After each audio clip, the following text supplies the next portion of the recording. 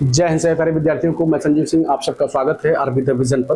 तो देखिए यहाँ पर आप एनटीपीसी में पूछे गए जो प्रीवियस ईयर के क्वेश्चन हैं उन सारे क्वेश्चनों को आप लोग यहाँ पर देख रहे हैं। तो आज के देखिए जो क्वेश्चन आप यहाँ पर पढ़ेंगे वो 5 जनवरी 2021 के दिन आपके एग्जाम में जितने भी क्वेश्चन आए थे मैथ्स के उन सारे क्वेश्चनों को आज यहाँ पर आप देखेंगे। ठीक है, तो देखिए आज का जो पहला क्वेश्चन है आपका, वो पहला क्वेश्चन अगर आप देखेंगे तो यहाँ पर सिंपल इंटरेस्ट से क्वेश्चन है, साधारण ब्याज से क्वेश्चन दिया गया है।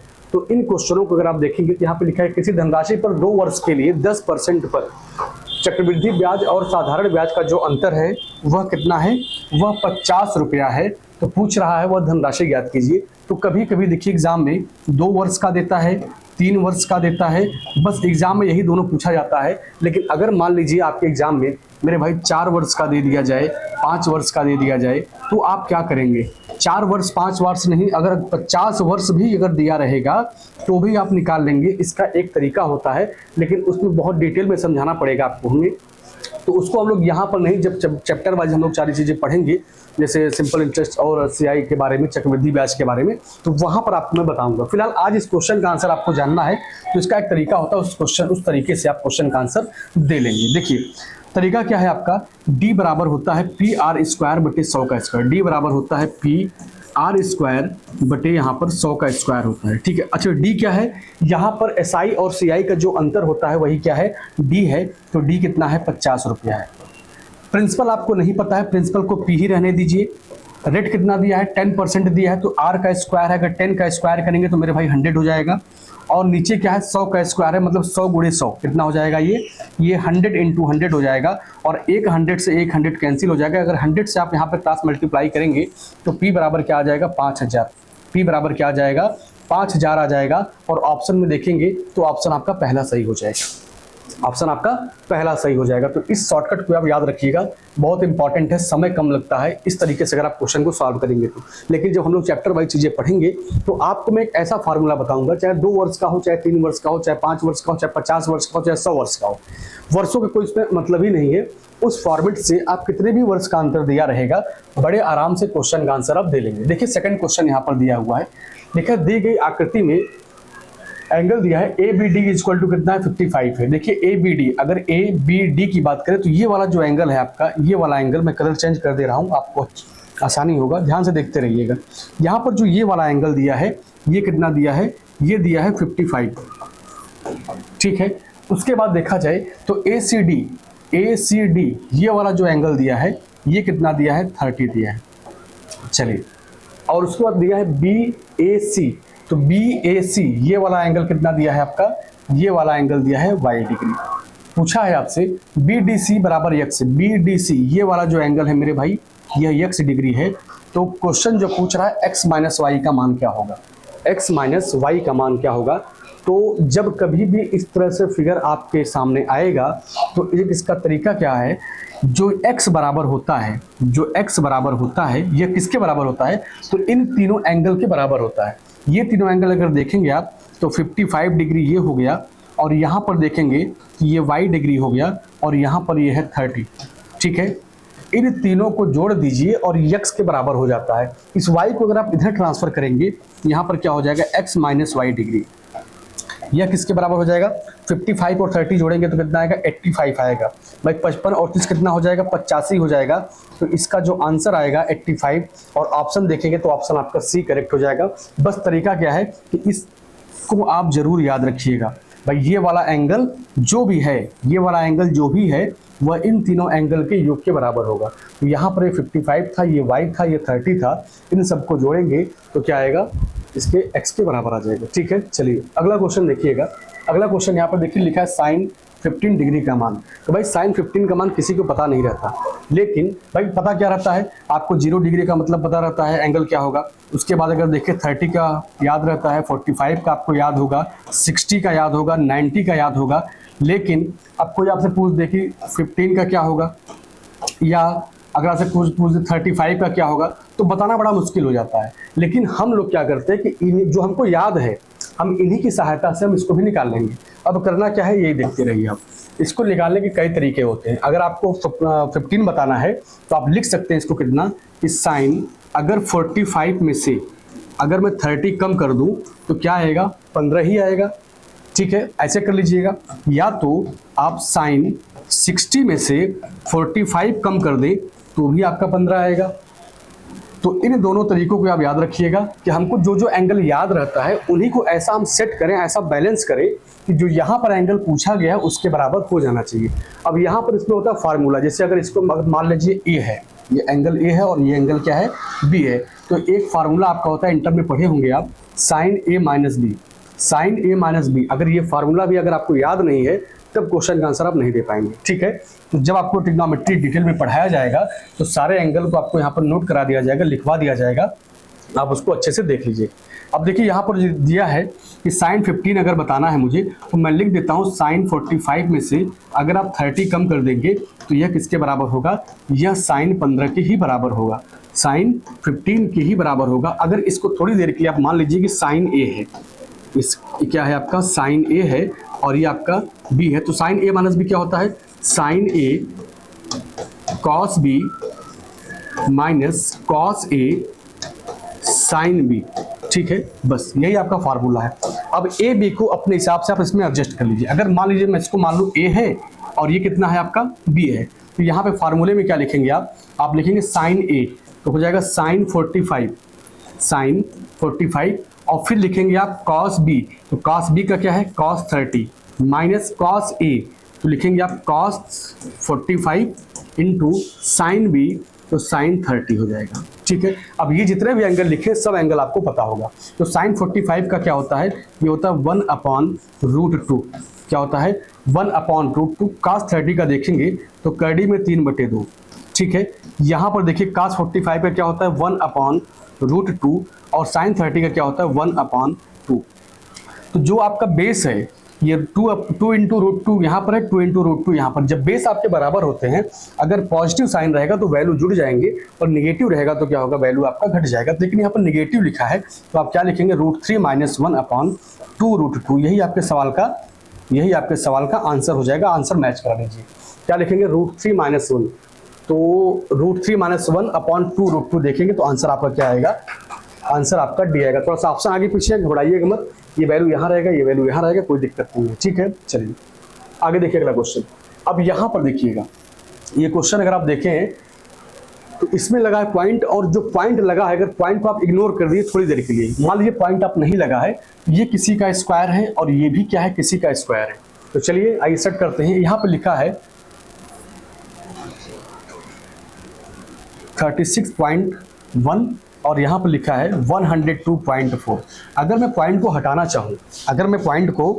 चाहूँ तो मैं भी कहूँगा भाई यहाँ पर भी एक अंक पे लगा, इसको हटा दीजिए, इसको भी हटा दीजिए, क्योंकि सेम डिजिट पर लगे हैं। अगर कम ज़्यादा होता तो हम लोग जीरो लगा के ऊपर नीचे क्या करते, उसको बैलेंस करते। तो हटाइए, हट गया। अब बचेगा क्या आपका, बचेगा √361 अपॉन में 1024, यही हो जाएगा। अब ये अगर इसको तोड़ेंगे आप ना, अगर याद है तो अच्छी बात है, अगर नहीं पता है तो आपको उसका फैक्टर करना पड़ेगा। इसलिए मैं आपको बता दे रहा हूं कम से कम 50 तक का स्क्वायर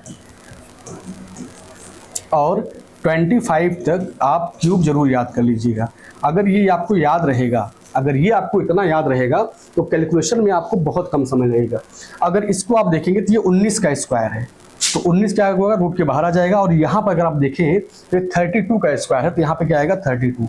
अब देखिए, अब चूंकि ये कटना तो है नहीं, तो देखिए कौन सा ऑप्शन में दिया है, तो ऑप्शन क्या होगा आपका, ऑप्शन आपका ए सही हो जाएगा। ठीक है, चलिए अब सोचिए ऐसे ऐसे क्वेश्चन आपके एग्जाम में आए हुए हैं तो क्यों भाई आप परेशान होंगे, आप बताइए। अगर थोड़ी सी पढ़ाई भी अगर ध्यान दे दें आप तो कभी कोई दिक्कत आपके एग्जाम में आपको नहीं देखने को मिलेगा। अब यहाँ पे देखिए अगला क्वेश्चन लिखा है, एक बस अपनी समान दिशा में क्रमशः 3 किलोमीटर प्रति घंटा और 5 किलोमीटर प्रति घंटा के चाल से चल रहे 2 व्यक्तियों को पार करती है। बस पहले व्यक्ति को 10 सेकंड में और दूसरे व्यक्ति को 11 सेकंड में पार करती है। तो बस की चाल ज्ञात कीजिए। अब मुझे चाल नहीं पता है, हम क्या मान लेंगे कि जो बस की स्पीड है वो क्या रहा होगा, x किलोमीटर प्रति घंटा रहा होगा। क्या रहा होगा, x किलोमीटर प्रति घंटा। अब बस कितना भी स्लो चलेगी तो व्यक्ति से तो तेजी चलेगी, लेकिन जब समान दिशा में चल रहा है, अगर बस इधर चल रहा है तो जो व्यक्ति है वो व्यक्ति भी इधर ही चल रहा है, इनकी जो डायरेक्शन है वो सेम है, अपोजिट नहीं है। और जब सेम डायरेक्शन होता है तो इनकी स्पीड का क्या लेते हैं हम लोग, अंतर लेते हैं। ठीक है, चलिए अगर पहले व्यक्ति से हम कंपेयर करने लगे तो अगर बस की स्पीड आपकी x है तो पहले व्यक्ति की स्पीड कितनी है, 3 है। और इसको समय कितना लगता है आप बताएंगे, 10 सेकंड का समय लगता है। और दूसरे व्यक्ति से अगर कंपेयर करेंगे तो बस की स्पीड, चूंकि आप मान चुके हैं एक्स है, फिक्स है बस का, बस व्यक्ति अलग अलग है तो व्यक्ति की चाल अलग अलग आपकी होगी। दूसरे व्यक्ति की चाल अगर आप देखेंगे तो यहाँ पे क्या है 5 किलोमीटर प्रति घंटा, यहाँ पर हो जाएगा -5, ठीक है। और इसको समय कितना लगता है, इसको लगता है 11 सेकंड का समय, ठीक है। चलिए अब बस इसी को सॉल्व कर दीजिए, आपके सवाल का आंसर। अगर आप अंदर 10 से मल्टीप्लाई करेंगे तो हो जाएगा 10x - 30 is equal to 11x minus क्या हो जाएगा 55। x वाले को एक तरफ, नंबर्स को एक तरफ कर दीजिए। जो x ज्यादा हो उसको वही रहने दीजिए, कम वाले को आगे पीछे सेट कर लीजिए। अगर इसको आप उधर भेजेंगे तो 11 में से जब 10x कम करेंगे तो क्या बचेगा आपके पास, x बचेगा। और इधर इसको लाएंगे क्योंकि यहाँ पे -30 है, और जब इसको आप इधर लाएंगे तो ये क्या हो जाएगा +55 हो जाएगा। अब बताइएगा जब आप 55 में से 30 कम करेंगे तो क्या बचेगा आपके पास, 25 बचेगा। कितना बचेगा, 25 बचेगा। क्या, x बराबर, x बराबर 25 किलोमीटर प्रति घंटा आएगा। ऑप्शन क्या होगा आपका, ऑप्शन आपका बी सही हो जाएगा, ठीक है। चलिए अब देखिए अगला क्वेश्चन, यहाँ पर देखिए 6 नंबर का क्वेश्चन लिखा है कि अनिल अकेले एक कार्य को 6 दिन में पूरा कर सकता है और भूषण अकेले इस कार्य को 8 दिन में पूरा कर सकता है। देखिए यहाँ पे अलग अलग व्यक्ति हैं जो कार्य को कर रहे हैं, ठीक है, सही है। देखिए अनिल और भूषण इस कार्य को 3200 रुपए में कर सकते हैं, मतलब ये लोग किसी कार्य को करने का ठेका ले लेते हैं 3200 रुपए में। फिर लिखा है चमन की मदद से वे इस कार्य को 3 दिन में ही पूरा कर लेते हैं, तो इस आय में चमन का हिस्सा कितना, मतलब ये जो इनकम है इनकी 3200 की, इस 3200 में चमन का हिस्सा कितना है, चमन कितना पैसा अपने हिस्से में कमा पाते हैं। देखिए यहाँ पर देखेंगे, अगर अनिल की बात करें, अनिल को मान लेते हैं ए हैं और भूषण को मान लेते हैं हम लोग भाई ये बी हैं।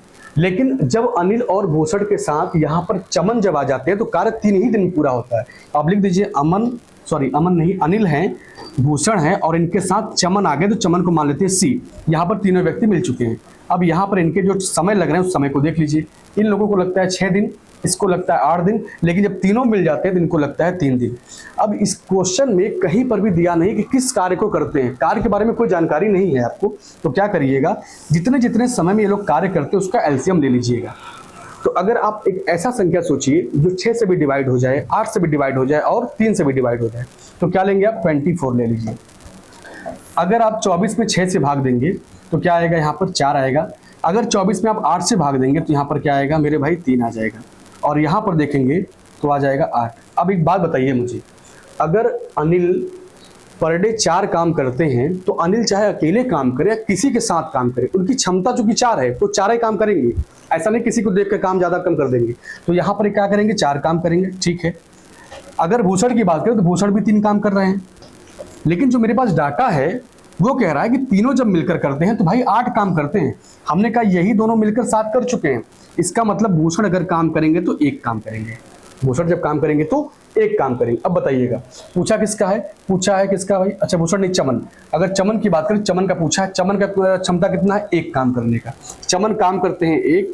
टोटल इनकी कमाई कितनी थी, 4 3 7 1 8। अब 3200 रुपया इन्होंने ठेका लिए थे, तो अगर 3200 को आप 8 से डिवाइड करेंगे तो क्या आ जाएगा, 4 आ जाएगा। तो यहाँ पर आएगा इनका हिस्सा 400, चमन के हिस्से में कितना आएगा 400 रुपया आएगा। आंसर आपका हो जाएगा बी। अगर मान लीजिए यहीं पर पूछा होता कि बताइए इनके हिस्से में कितना जाएगा, अनिल के हिस्से में, तो यहाँ पर हम लोग करते क्या, बस ऊपर की वैल्यू चेंज करते और यहाँ पे क्या लिख देते हैं, यहाँ पे हम लोग बस अनिल की वैल्यू लिख देते। अनिल कितना कर रहे थे 4, यहाँ पर आप 4 लिख देते, तो 4 चौक कितना 1600 हो जाता।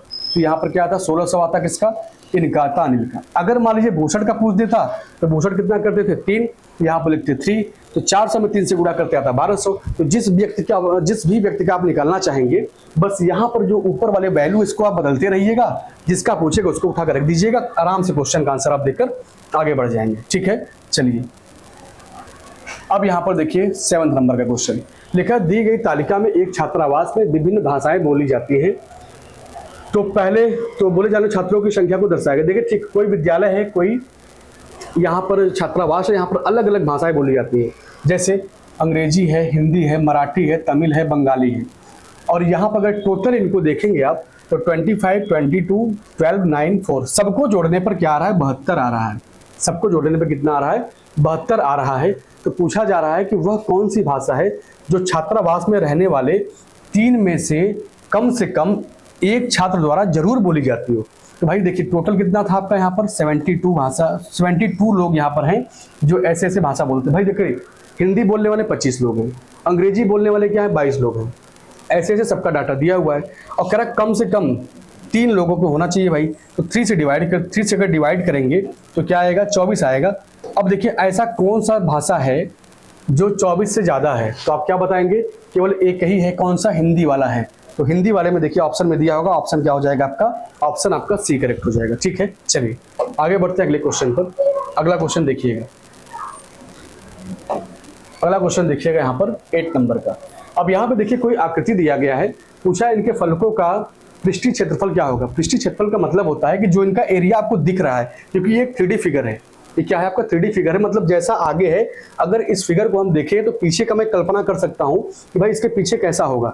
तो यहाँ पर जो आपको दिख रहा है इसी का एरिया पूछा है। अब चूंकि देखिए अगर देखेंगे आप तो है 3D, लेकिन अगर इसका एरिया निकालना हो तो आप अगर एरिया निकालेंगे तो लंबाई और चौड़ाई की हेल्प से आप निकाल सकते हैं। ठीक है, देखिए अगर ये आपका देखा जाए, अगर ये देखिए पूरा यहाँ से यहाँ तक कितना दिया है 20 दिया है, यहाँ से यहाँ तक कितना दिया है 20 दिया है, और इसकी जो यहाँ पर चौड़ाई है ये कितना है 8। अगर ये 8 है तो ये भी 8 होगा, ये भी कितना होगा 8।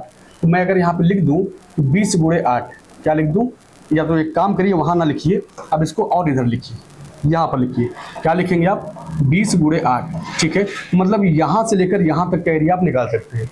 अगर आप इसको निकालना चाहते हैं, यहाँ से लेकर यहाँ तक अगर निकालना चाहते हैं तो आप बताएंगे कि भाई टोटल अगर देखा जाए तो टोटल कितना था 15 था।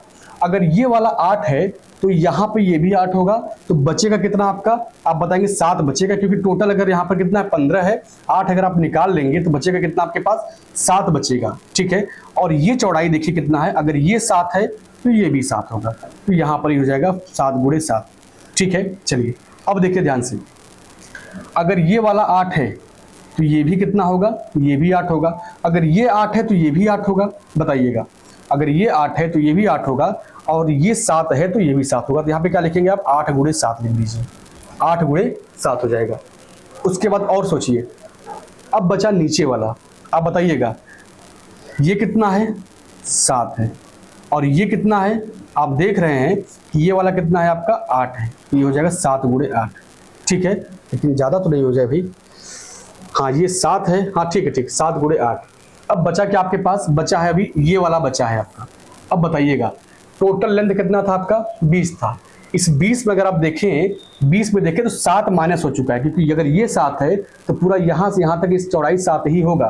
तो आप कहेंगे कि टोटल लेंथ आपका 20 था, 20 में से अगर आप 7 कम कर देंगे तो कितना बचेगा आपका 13 बचेगा। 13 ये हो गया, और अगर ये 5 है तो ये भी 5 होगा, तो 13 गुणे हो जाएगा ये 5। और इसको देख लीजिए, ये 8 और 5 आपको साफ साफ दिख रहा है, तो लिख दीजिए 8 और 5, बस इनका गुणा कर लीजिए। देखिए 20 गुणे 8 करेंगे तो 8 दूनी 16 कितना हो जाएगा 160 हो जाएगा। इसको देखिए 7 गुणे 7 कितना हो जाएगा 49 हो जाएगा। चलिए ये भी हो गया आपका, ये भी हो चुका है। इसको देखिए 7 8 56 हो जाएगा, ये 56 हो गया। ये देखिए 7 8 56, ये भी आपका 56 हो जाएगा। और ये कितना होगा, अच्छा ये हो चुका है, हाँ ठीक है ठीक, चलिए ये भी हो चुका है। अब इधर देखिए 13 5 65, ये कितना होगा, ये आपका 65 होगा। और क्या बचा आपका, ये 8 5 40, ये बचा है 8 5 40। इन सबको जोड़ दीजिए, जोड़ कर देखिए कितना आएगा, तो 9 और 6 15, 15 और 5 कितना हो जाएगा भाई 20, और 20 6 कितना हो जाएगा 26। 9 6 15, 15 5 20, 20 और 6 26।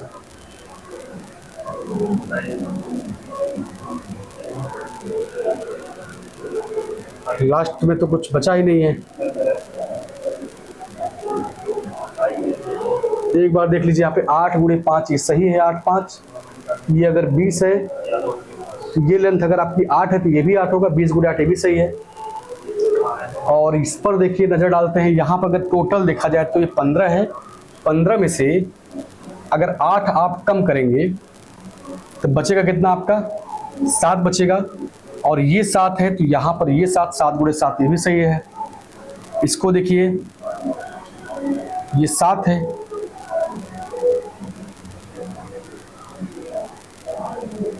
ये 7 है, यहाँ पे ये 5 है तो ये भी 5 होगा, ठीक है। 13 5 से भी सही है। इसकी अगर लंबाई देखा जाए तो टोटल 15 था और ये 8, अगर ये 8 है तो 15 में से 8 कम करेंगे तो आएगा 7। 15 8 7, ये भी सही है। 8 गुणे 7, आइए देखते हैं। अच्छा चलिए, कितना आया? 6 आया है, 2 बचेगा आपका। तो 6 4 10, 10 2 12, 12 12 10 कितना हो जाएगा भाई? 22, 22 6 28, 28 4 32 हो जाएगा। 32 हो जाएगा। क्या बचेगा आपके पास? 3 बचेगा, 3 और 1 4, 426, 426। ये आपका, अच्छा एक सेकंड रुकिए, क्योंकि देखिए ये 5 है तो ये 5 होगा, अगर ये 5 होगा तो टोटल चौड़ाई आपकी 5 आएगी। यहाँ पे क्या होगा? ये 5 होगा, ये क्या हो जाएगा? ये 5 हो जाएगा। 5 7 35।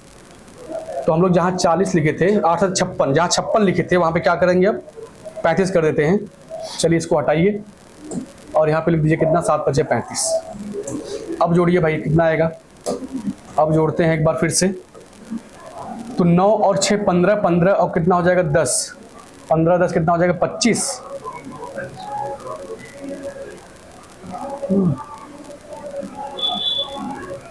एक काम करें, रुकिए फिर से इसको पूरा देख चेक कर, ये वाला भी।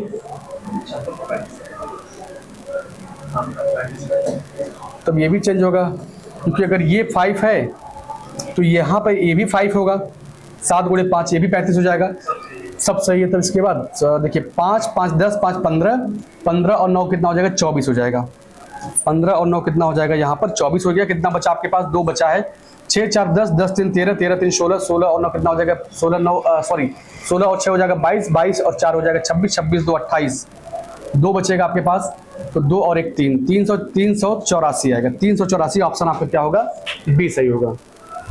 थोड़ा सा यहाँ पे देखिए वैल्यू लेने में गलत हो गया था, क्योंकि यहाँ पे हम लोग क्या लिए थे? 8 ले लिए थे, किसी वजह से हो सकता है ये आंसर आपका मिसमैच हो रहा था। चलिए अगला क्वेश्चन देखिएगा, यहाँ पर 9th नंबर का लिखा है, एक दुकानदार को 8400 रुपए 4800 रुपए में एक मशीन बेचने पर 20% की हानि होती है। 20% का लाभ कमाने के लिए उस मशीन को कितने में बेचेगा? सोचिए। तो यहाँ पर एक देखिए इसका तरीका होता है, शॉर्टकट होता है। जैसे आप लिख दीजिए यहाँ पे रुपया 1 बटे वस्तु 1। अच्छा वस्तु तो दिया नहीं है, रुपया 1। अगर वस्तु दिया होता तो वस्तु लिखते, लेकिन नहीं दिया तो छोड़ दीजिए। रुपया 1 बटे क्या लिखेंगे? 100 प्लस माइनस परसेंटेज। अच्छा प्लस माइनस का मतलब ये, अगर प्रॉफिट होगा तो प्लस लिखेंगे, लॉस होगा तो नेगेटिव लिखेंगे, माइनस लिखेंगे। फिर यहाँ पे क्या लिखेंगे आप? रुपया 2 बटे 100 प्लस माइनस परसेंटेज। ठीक है। चलिए अब देखिए रुपया 1 मतलब पहले जो डाटा दिया है, तो यहाँ पर 4800 दिया, लिख दीजिए आप 4800। इसको होता क्या है? 4800 में बेचने में 20% का नुकसान होता है। तो 100 में से अगर 20 कम करेंगे आप, तो 100 में से 20 कम करेंगे तो 80 हो जाएगा। अब उसके बाद अगर रुपया 2 देखें, तो रुपया 2 यहाँ पे क्या हो जाएगा? रुपया 2 की अगर बात करें तो कह रहा मुझे 20% का प्रॉफिट चाहिए। वो पहले से ही डिमांड करा, चाहे जितने में बेचो मुझे कोई फर्क नहीं पड़ता, लेकिन मुझे 20% का फायदा चाहिए। तो चलिए अगर फायदा चाहिए तो 120 होगा ये। बस इसी वैल्यू को कैलकुलेट करके आपको आंसर देना है। देखिएगा, इस 0 से इस 0 को काट दीजिए। 8 से काटेंगे इसको तो आएगा 8 छंग 60 आएगा। अगर आप 120 से गुणा करेंगे यहाँ पर तो 12 छंग 72, 12 छंग 72, 7200 में बेचना पड़ेगा। 7200 में बेचना पड़ेगा। ऑप्शन क्या होगा आपका? ऑप्शन आपका पहला सही हो जाएगा। ठीक है। तो इस तरीके को आप याद रखिएगा, रुपया 1 बटे 100 plus minus percentage is equal to रुपया 2 बटे 100 प्लस माइनस परसेंटेज। बहुत इंपॉर्टेंट है, कैलकुलेशन से बहुत बचाता है ये। अब यहाँ पे लिखा 10वां क्वेश्चन की संख्या 21600 के कितने गुणनखंड पूर्ण वर्ग होंगे? अगर पूर्ण वर्ग पूछा तो पहले इसका फैक्टर करिए आप। पहले क्या करेंगे? इसका फैक्टर करेंगे। ध्यान से देखिएगा, 21600 दिया है, इसका फैक्टर कर लीजिए। अगर 2 से काटेंगे, एक काम करिए, ऐसे भी ना करिए, ऐसे भी ना करिए, लंबा हो जाएगा, समय लगेगा आपका। तो समय बचाने के लिए आपको क्या करना है? 21600 को आप पहले तोड़ लीजिए। इसको अगर मैं तोड़ूंगा तो क्या हो जाएगा? 216 और यहाँ पे मैं लिख दूँ 100, कोई दिक्कत नहीं है, मल्टीप्लाई करेंगे इतना ही वैल्यू आएगा। इसको अगर तोड़ना चाहें तो ये क्या है आपका? ये आपका क्या है भाई? इसको अगर ब्रेक करेंगे आप, इसमें तो कुछ है ही नहीं है, क्योंकि जो 100 लिखा है ये क्या हो जाएगा आपका? 5 गुणे 5, 5 का स्क्वायर गुणे 4 हो जाएगा। 25 चौके 100 होता है। इसको देखिए, यहाँ पे क्या लिखेंगे आप? 6 का क्यूब। अगर 6 का क्यूब करेंगे आप तो लिखेंगे आप 2 गुणे 2 गुणे 2, 3 बार लिखेंगे। और उसके बाद 3 गुणे 3 कितनी बार लिखेंगे? ये भी आप 3 बार लिखेंगे। ठीक है। इसको अलग अलग कर लीजिए। तो 2 कितनी बार आया है? 3 बार आया है। 3 कितनी बार आया है? ये भी 3 बार आया है। 5 कितनी बार आया है? 5 आपका 2 बार आया है, लेकिन यहाँ पर 4 लिखा है, तो 4 का मतलब क्या हो गया कि 2 के पावर 2, तो जो 2 के पावर हम 3 लिखे हैं इसको हम लोग क्या कर लें, 2 के पावर 5 कर लें। ठीक है, अब सारी डाटा आपका यहाँ पर सेट हो चुका है, कुछ भी नहीं बचा है। तो पूछा कितने पूर्ण वर्ग होंगे, वर्ग की बात कर रहा है।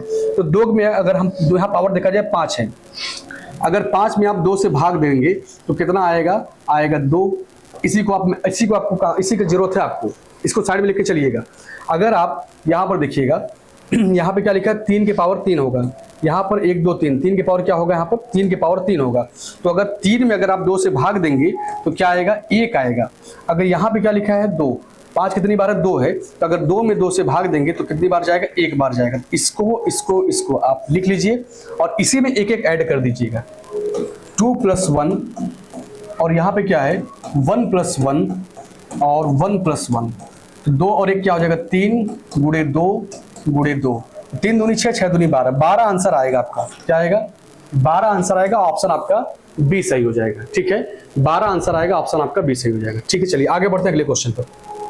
अब यहाँ पर देखिए 11वें नंबर का क्वेश्चन, ये क्वेश्चन आपका बोर्ड मास नियम पर डिपेंड है, कैलकुलेशन केवल करना है। आइए कैलकुलेट करते हैं। देखिए 7 और 5 कितना हो जाएगा, 12। मैं कलर चेंज करके ऊपर ही लिख देता हूँ, समय बचेगा, जगह बचेगा। ये टोटल वैल्यू कितना हो गया आपका मेरे भाई, 12 हो गया है। अब देखिए 89 में अगर 7 जोड़ेंगे तो कितना आएगा, 96 आएगा। तो 2 अगर 96 में 2 से गुणा कर दूं तो कितना आ जाएगा आपका, 92 माइनस कितना हो जाएगा, 192 हो जाएगा। ध्यान से देखते रहिए, कोई गलती ना होने पाए। देखिए 89 7 कितना होगा भाई, 89 7 हो जाएगा आपका 96, 96 में अगर 2 से गुणा करेंगे तो 192 आएगा। सही है। अब यहाँ पर क्या लिखेंगे आप, अच्छा 2 से इसको डिवाइड कर दीजिए। अगर 2 से डिवाइड करेंगे 47 आएगा, 47 हो जाएगा। 47 दूना 94 होता है। अब इसको देखिए, अगर 3 से काटेंगे यहाँ पर तो 11 आएगा, और 9 दूनी 18, 18 में से अगर 7 कम करेंगे तो क्या आएगा, 11, और 11 + 11 कितना हो जाएगा, 22। 11 + 11 हो जाएगा 22, और फिर आप 11 से अगर डिवाइड कर देंगे तो फाइनली 2 ही आएगा। कितना आएगा, कुल मिलाकर पूरा कैलकुलेट करेंगे 2 आएगा, बस इतना ही आएगा। अब देखिए प्लस वाले को जोड़िए एक साथ, यहाँ पर 2 और यहाँ पर 2, 12 2 कितना हो जाएगा, 14, 12 और 2 हो गया 14। अब ये भी नेगेटिव, ये भी नेगेटिव, जोड़ दीजिए तो 7 और 2 कितना हो जाएगा, 9 हो जाएगा। 9 और 4 कितना हो जाएगा, 13 हो जाएगा। 1 बचेगा आपका, 1 और 1 कितना हो जाएगा, 2 हो जाएगा। ठीक है, तो 239 से और 14 कम करेंगे तो 225 आएगा, 225 आएगा। लेकिन साइन क्या है, नेगेटिव का, तो नेगेटिव साइन लेकर चलिएगा। 225 ऑप्शन आपका क्या होगा, डी वाला सही है। ठीक है, चलिए आगे बढ़ते हैं अगले क्वेश्चन पे। यहाँ पर देखिए 12 नंबर का क्वेश्चन लिखा, 4 विकल्प दिए गए हैं जिनमें से 3 किसी प्रकार से समान है। मतलब 3 विकल्प ऐसे दिए गए हैं जिनमें कोई ना कोई समानता है और एक असंगत है, तो असंगत का आपको चयन करना है। चलिए असंगत का चयन करिए। पहले विकल्प को देखिए, यहाँ पे क्या लिखा, 42 15 51 और 24 32। ये अगर आप देखें ध्यान से तो ये आपका 3 का मल्टीपल, मैं कलर चेंज कर लूँ थोड़ा सा, ये आपका जो है ये 3 का मल्टीपल है और ये भी 3 का मल्टीपल है। 5 और 1 6, ये भी 3 का मल्टीपल, ये भी 3 का मल्टीपल, ये आपका नहीं मल्टीपल। ये देखिए 7 2 9, ये भी 3 का मल्टीपल, 5 4 9, ये भी 3 का मल्टीपल। सभी ऑप्शन आपके 3 के मल्टीपल है, लेकिन ऑप्शन सी जो है ये 3 का मल्टीपल नहीं है। तो यही हो जाएगा आपके आंसर का, ये आपके क्वेश्चन का सही आंसर। देखिए 30 नंबर का क्वेश्चन लिखा है 2/5 × 350। अगर 5 से काटेंगे इसको, 5 से काटेंगे तो 5 से काटेंगे 7 बार में, हो जाएगा 70। 7 दूनी कितना, 140। 70 दूना कितना हो जाएगा, 140 हो जाएगा। इसको देखिए परसेंटेज हटाएंगे तो नीचे क्या लग जाएगा, 100 लग जाएगा। और इस जीरो से इस जीरो को, इस जीरो से इस जीरो को काट दिए। 25 या 75, 25 या 75 जोड़ दीजिए तो कितना आ जाएगा, 5 और 7 4 11 हो जाएगा। 1 और 1 2, 215 दिया है कहीं पर, 215 दिया। ऑप्शन आपका क्या होगा, सी हो जाएगा, सॉरी ऑप्शन आपका क्या होगा, डी हो जाएगा। चलिए आगे बढ़ते हैं अगले क्वेश्चन पर। अब यहाँ देखिए 40 नंबर का लिखा है, एक हवाई जहाज 500 यात्रियों को ले जा रहा है, जिसमें से 45 क्या है, पुरुष हैं, 20 बच्चे हैं, और बच्चों और महिलाओं की संख्या का अनुपात दिया है। तो लिखा न्यूनतम अनुपात ज्ञात कर। देखिए कोई भी चीज अगर होता है तो मेरे भाई 100% होता है। आपकी जेब में अगर 20 रुपया भी है तो उस समय आपके पास वही 100% है। तो अगर मैं यहाँ पर लिख दूं 100% टोटल होता है कोई भी चीज़, और इसको 3 भागों में बांट दीजिए। किसमें बांटेंगे हम लोग, तो महिला में बांटेंगे। अच्छा पूछा किसका है, उसी क्रम में लिखिएगा। पूछा है मेल का, तो पहले क्या लिखेंगे, मेल लिखेंगे। फिर लिखा है फीमेल का, फीमेल लिख दीजिए। और फिर लिखा है बच्चे का, तो हम लोग क्या लिख दें, चिल्ड्रन लिख दें। ठीक है, चलिए अब इस क्वेश्चन में डाटा में दिया हुआ है कि 45% पुरुष हैं, तो मेल कितने 45 हैं। चलिए 45 लिख दीजिए। अच्छा 45% है। बच्चों की बात करें, बच्चे 20% हैं। बच्चे कितने हैं? 20% है। तो 45 और 20 कितना हो गया? 65 हो गया आपका। टोटल कितना है? 100। 65 हो चुका है, बचा कितना आपके पास? 35 बचा हुआ है बस। अब एक काम करिएगा, आप कहेंगे परसेंट यहां पर भी है, इसको हटा दीजिए, परसेंट यहां पर, इसको हटाइए, परसेंट यहां, क्योंकि जब सबके साथ लगा सबको हटा दीजिए, किसी को कोई आपत्ति नहीं होगा। अब एक जो कटे काटिए, 5 से काटेंगे 9 बार में कटेगा, 5 से काटेंगे 7 बार में कटेगा, 5 से काटेंगे 4 बार में कटेगा। पूछा क्या है आपसे? अनुपात पूछा था। 9 7 4, 9 7 4 ऑप्शन आपका पहला सही हो जाएगा। ठीक है, चलिए अगला क्वेश्चन देखिएगा। अगला क्वेश्चन देखिएगा 15 नंबर का। लिखा है वह छोटी से छोटी संख्या कौन सी है जिसे 12, 21 और 35 से विभाजित करने पर प्रत्येक स्थिति में 6 शेष बचना चाहिए। ऐसा कुछ भी कर लीजिए आप, जब उनको आप डिवाइड करें तो मेरे भाई 6 बचना ही चाहिए। तो आप सबसे पहला काम करिए कि 12 का, 21 का और उसके बाद 35 का ले लीजिए एलसीएम, क्योंकि एलसीएम एक ऐसी संख्या होती है, एलसीएम एक ऐसी संख्या होती है जो दी गई संख्याओं से विभाजित हो जाती है। लेकिन अगर 6 शेष बचना है तो एलसीएम में ही हम लोग क्या करेंगे? 6 जोड़ देंगे और वही मेरे सवाल का आंसर। भाई एलसीएम में जितना आप एक्स्ट्रा ऐड कर दें, एलसीएम में जो भी आप ऐड कर देंगे वही आपको हमेशा बचता दिखाई देगा। तो चलिए एलसीएम ले लीजिए इनका।